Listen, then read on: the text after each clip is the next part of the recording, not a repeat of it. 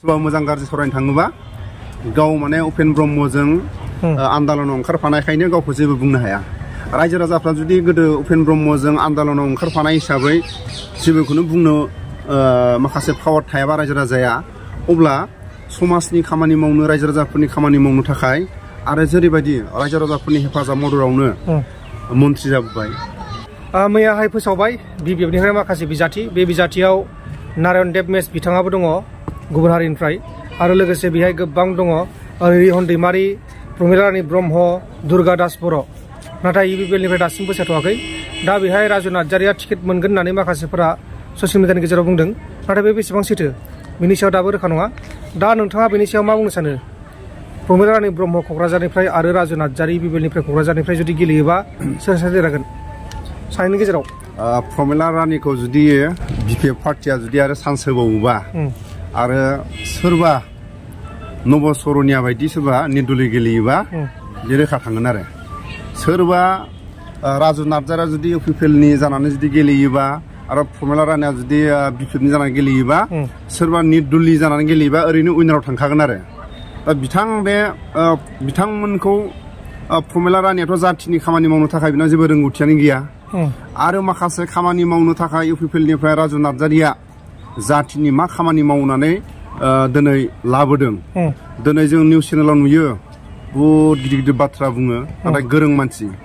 गोरों होननानै बुङोबा जोङो बुंनांगोन दिनै दिपेन बर' सारा जेरै फरायसाफोरनि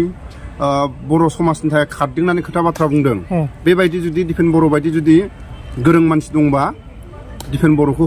हरनाया मोजां। आरो दिपेन बर'नि जायगायाव सोरखौबा होदो, दिपेन बर'खौ चान्स होनांगौ। आरो दिपेन बर'आ जुदि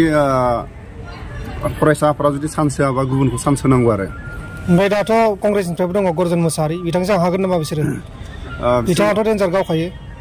गर्जनखौथ' ओरैनो बर' हिसाबाव बर' जाथि हिसाबै बिथाङा जथेस्थ' जाथिखौ अननाय दं, नाथाय बिथांमोननि लेभेलनि माखासे बिबानगिरिफोर जेरै दिल्लीनि लिडारफोरखौ बुङाखै आङो, सेन्ट्रेलनि लिडारखौ बुङाखै, जायफोर आसामनि माखासे कंग्रेसखौ सालायनाय जायफोर कंग्रेसनि नेता बर' हारिखौ सानसे समाव माने ओरैबायदि बिसोरो कंग्रेसनि जायफोर बिबानाव दंमोन बर' हारिफोरखौ बिटिसि बिटिआरआव नासयाखैबाबो बिटिसि बिटिआरनि बायहेरायाव कंग्रेसनि माखासे दैदेनगिरिफ्रा गाग्लोबनानै दोनबोदों। आरो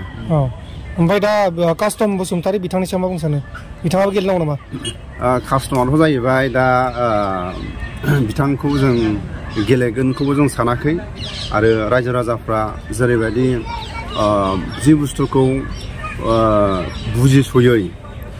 बिटिसि बा बिटिआर दानि गोहो खुंथायाव थानाय जेरै प्रमद बर'आ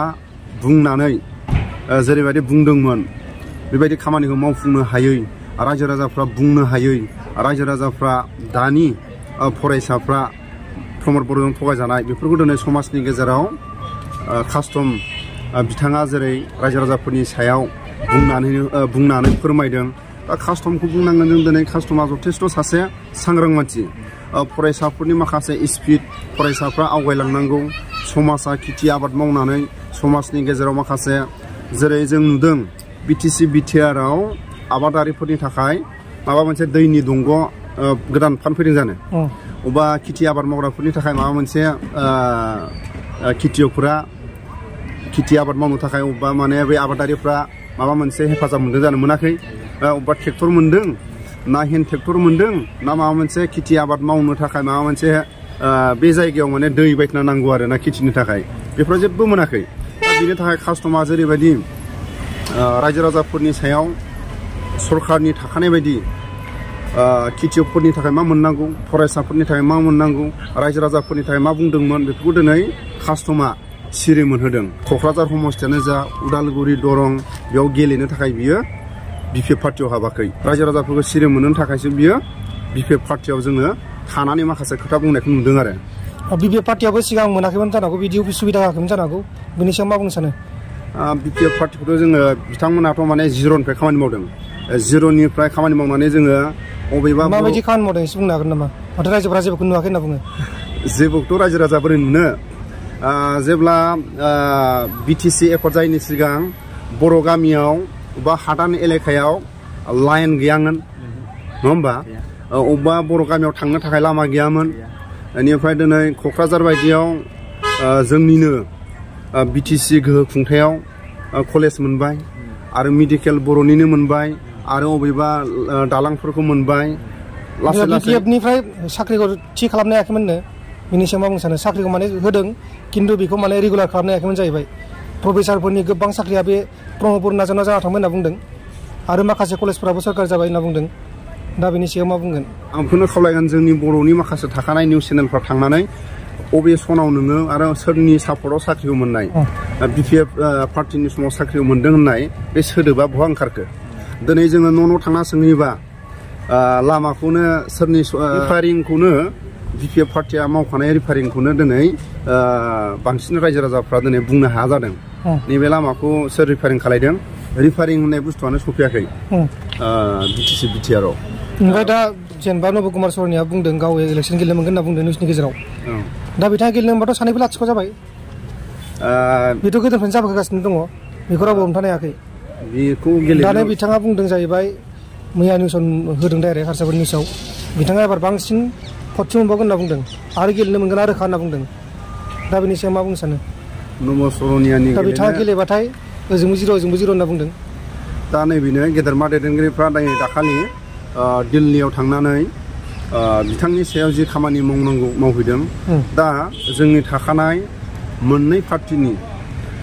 बिपिएफ आरो इउपिपिएल आरो थाखानाय दानि गोहो खुंथायाव बिथांमोना माखासे बिथांनि सायाव जेरै सरकारनि थाखानाय बायदि आयेनखौ बंग खालायनाय बिथांखौ पानिश होनो थाखाय आरो बिथांनि सार्टिफिकेटआ बंग जानायनि उनाव आरो बिथांनि गोहो खुंथायाव थानायखौ माब्रै बिथांखौ साजा होनो हागोन आरो बिथांनि सिटनिफ्राय बोरै बोख्लायनो हागोन बिनि खामानिखौ दिल्लीयाव आगान सुरजेनबाय दा बे खामानि मावनायाव जोंनि बर' लिडारफ्रा जुदि उफेनै नङाबाबो सिक्रेटलि जुदि हेफाजाब मददआ जुदि जायोबा खामानिखौ स्पिड मावनो हागोन आरो इलेक्सननि सिगां जुदि खामानि मावनो थाखाय जुदि रावबो हेफाजाब होआबा बिथांनि माखासे साजा बिथाङा गावखौनो नंखाय सार्टिफिकेट लानानै गावनि गोहो खुंथायाव थानाय बे गोहो खुंथायखौ बिथांनि साजा होनो थाखाय जि खामानि मावदों माखासे दैदेनगिरिफ्रा बिथांमोनखौ हेफाजाब मदद होयोबानो बिथाङा जिर' जागोन आरो बे रोखा नोंथाङा बुंदों प्रमिला रानी ब्रह्म हारिनि थाखाय जेबो खामानि मावनो हाला बैसो जाबाय होनना बुंदों नाथाय बिथांखौ मानसिफ्रा बुङो बिथाङानो मोजां जागोन हारिनि थाखाय गोबां खामानि मावगोन होनना बुंदों दा बेनि सायाव मा बुंनो सानो प्रमिला रानीयाथ' सासे बिमाजों समान बैसो आरो सासे बर' हारिनि गेजेराव आन्दालनाव बाहागो लाबोनाय दा प्रमिला बायदि आन्दालनाव बाहागो लानाय हेद दं दा प्रमिला रानीया गावखौनो माने उपेन ब्रह्मजों आं आन्दालन खालायफानाय प्रमिला रानीया गावल' आन्दालनाव बाहागो लादोंमोन नामा नङा होमबा दिनै माबा मोनसे सोरबाफोर रायलायनो थाङोबा आं मोनफेराखै रायजो राजाफ्रा बुङो सोरबा मोजां गाज्रि सावरायनो थाङोबा गाव माने उपेन ब्रह्मजों आन्दालनाव ओंखारफानायखायनो गावखौ जेबो बुंनो हाया रायजो राजाफ्रा जुदि गोदो उपेन ब्रह्मजों आन्दालनाव ओंखारफानाय हिसाबै जेबोखौनो बुंनो माखासे पावार थायाबा रायजो राजाया अब्ला समाजनि खामानि मावनो रायजो राजाफोरनि खामानि मावनो थाखाय आरो जेरैबायदि रायजो राजाफोरनि हेफाजाब मददावनो मन्त्रि जाबोबाय मन्त्रि थानाय समाव गावनि थाखानाय बिटिसि गोहो खुंथायाव मोनबेसे खामानि मावखो आरो बिटिसिनि बायह्रानि बर'फोरखौ बेसेबां हेफाजाब होबोखो जों दिनै नुदों प्रमद बर'आ नारा नाथा गुफुर हालामनि दैमालु फिल्डआव जाय मुंख्लंफोरनि मोनसे नेसन खाम्फा बिथाङा हेफाजाब मदद होदों आरो मोनसे जिरायसालि ना मा होदों दा प्रमद बर'आबो लासैनो जुदि गुफुराव जेरैबायदि जौगानांगौ गुफुरनि खरलबसे बर'फ्रा दावहा नांनानै जोंखौ गाग्लोबग्रा हारिया जोंखौ फेजेननो जोंखौ दंस' खालायनो जोंखौ सोबख'बोदोंमोन बेबायदि समाव गुफुरनि खरलबसे रायजो राजाफ्रा जोंखौ नायनो हायै हारिजों खेर फाथिनानै बर' हारिया गेरेमसा महरै रायजो जाबोदों गुफुर हालामाव दा बिनि थाखायनो जिखुनु जाया बर'नि गोहो खुंथायाव जायै थाया मानो गुफुर हालामखौ सेकेन्ड क'क्राझार बानायनांगौ आरो दा जों दिनै नुदों साननैसो 41था गामि हाबनायाव जोंनि थाखानाय बर' निउस चेनेलनि बिथांमोना जेरैबायदि दम गोमखां होदोंमोन बेरेबायदि अं अं अं होनलायनाय थिग दिनै 41था गामिखौ दिनै बिटिआरआव सोसननो हाबाय सोसननो हानाय लोगो लोगो दिनै प्रमद बर'आ बे गुफुर हालामनि बे 41 था गामि हाबनायाव मा जौगानांगौ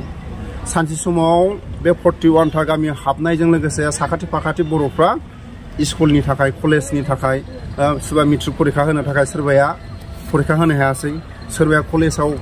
हाबनो हायासै सोरबाया कलेजाव जबरदस्ति थांनाय बिथांमोना जिनाहारि खालामजादों लामा सामा बुथारजादों दा बेबायदियाव मोजां कलेज जानांगौ बर'नि जायगायावनो कलेज जानांगौ मेडिकेल जानांगौ बेमार जानाय समाव मुलि मोनजायाखै थिग बेबायदि खामानिफोरखौ जाय दानि गोहो खुंथायाव सोरबा इउपिपिएलआ थाया मानो सोरबा बिपिएफ हान्जा थाया मानो 41 था बा गुफुर हालामखौ सेकेन्ड क'क्राझार बानायनानै देखायनायानो बर' हारिनि थाखाय गोनांथि आरो इउपिपिएल सोरखारखौबो 17 बोसोर सोरखार सालायनो खाबु नांगौ नामा बेबायदिनि सायाव मा बुंनो सानो मोननैबो पार्टिया दा बोसोरथामावनो गोबां खामानि मावनो हादों होनना बुङो रायजोफोरा माखासेफोरा बुङो माखासेफोरा बुङा दा नोंथाङा मा बुंनो सानो बेनि सायाव मोननैबो पार्टिया जाहैबाय बर'नि दा जाहैबाय सोरबा इउपिपिएल सोरबा बिपिएफनि खोथा गैया माने लिडारखौ माने सेलेक्सन खालामनो हानायासो बर'नि थाखाय गोनांथि आरो